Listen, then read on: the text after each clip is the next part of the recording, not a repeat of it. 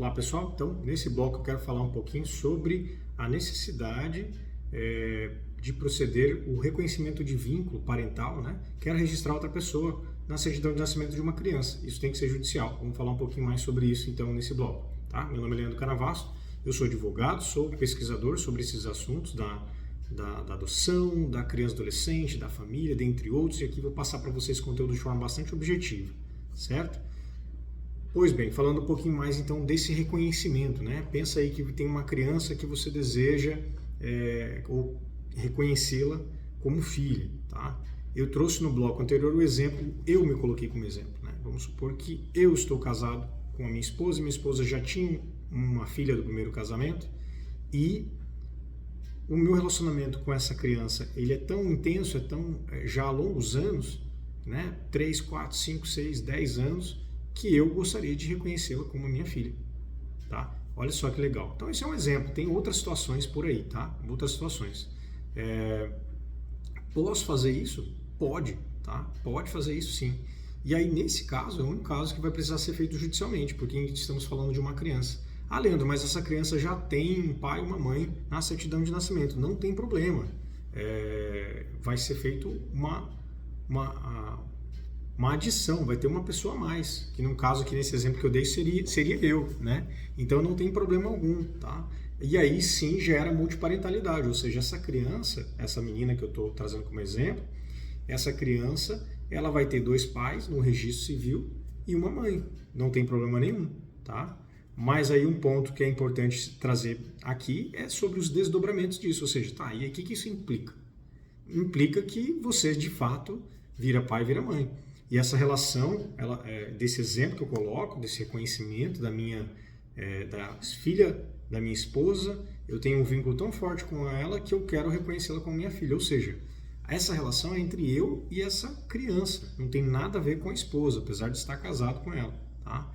Então, assim, se eventualmente eu venho a me divorciar da minha esposa, né, esse exemplo que eu estou trazendo, a minha relação com essa criança permanece, tá? Ela não se encerra aí, tá? É o que a gente chama de irrevogável, não se acaba.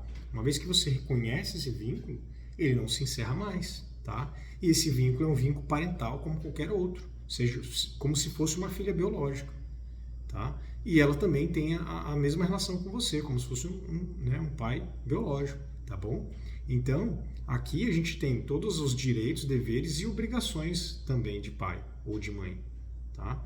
Ou seja, o dever de cuidado, né? O dever do sustento, até que ela possa se sustentar, o dever de acolher, né? De dar educação, de cuidar da saúde, enfim, todos os deveres de pai e mãe, tá? Então tem a parte boa, claro, né? Desse vínculo tão importante, tão bonito, que toca, né, nossos corações, que alimenta a nossa alma, que nos faz querer viver, né? Por conta dessa relação bonita existente entre as pessoas. Mas também tem aí os seus deveres e obrigações parentais, como qualquer pai, como qualquer mãe, como qualquer filho, porque essa filha também vai ter obrigações lá no futuro de cuidar, nesse exemplo que eu estou trazendo, de mim quando eu estiver velhinho, né? Quando eu precisar de alguma coisa lá para frente, ela já estará formada, bem, se Deus quiser, trabalhando, aquela coisa nesse exemplo hipotético, né? Então, isso, e ela vai, né, me auxiliar, inverte essa relação como qualquer família, né? Quem cuida dos idosos não são os adultos que estão cuidando dos idosos, estão auxiliando, muitos idosos se viram tranquilamente, mas estou dizendo aqueles que já precisam de uma necessidade, né? Então, essa é a relação, tá? Essa é a relação. Aí, claro, essa criança, a partir do momento que você reconhece o vínculo, ela é sua herdeira, né? Ela tem todas as vantagens ali também de estar no seu plano de saúde, né? De ser sua dependente na Receita Federal, no plano de saúde, qualquer outra coisa que você venha necessitar, né? Certo? Então, saiba disso. Se for preciso, aí esse caminho por envolver uma criança, né? Nesse caso, obrigatoriamente tem que ser judicial esse pedido, tá? Outro exemplo bem comum, eu trouxe o exemplo aqui me colocando como exemplo, mas outro exemplo que a gente vê crescendo, inclusive aqui no escritório, nós já acompanhamos alguns casos, tá? De famílias que são multiparentais mesmo. São famílias constituídas por mais de 2 pessoas, tá? Famílias que são 2 homens e uma mulher, 2 mulheres 2 homens e uma mulher, ou 3 homens ou 3 mulheres, ou 2 homens e uma mulher, tá? Então, assim, isso, as famílias, gente, e aí, claro, né, cada um com a sua forma de lidar com isso, né? As famílias existem, né? E a gente não pode, o direito nem a sociedade pode dizer assim, não, isso não existe. Existem, tá?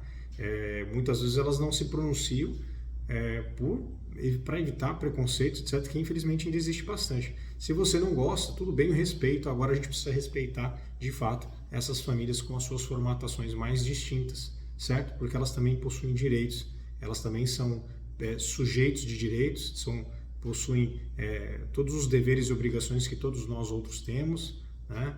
Então, realmente, trazendo esse outro exemplo aqui, são essas famílias, então, de 3 pessoas. É bem comum que dessas 3 pessoas, 2 geram, ou seja, engravidam, né? Um homem e uma mulher, ele é engravido, e às vezes tem um outro homem ou uma outra mulher que não é o genitor, que deu o gene, né?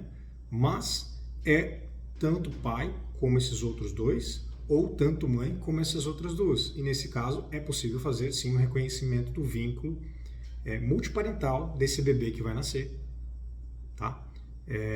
Pela vinculação socioafetiva, social-afetiva, por esse relacionamento que existe entre esses 3. Então, mais um exemplo aqui interessante, curioso, a respeito aí do que a gente vê no dia a dia, certo? Até breve, farei mais um bloco a respeito.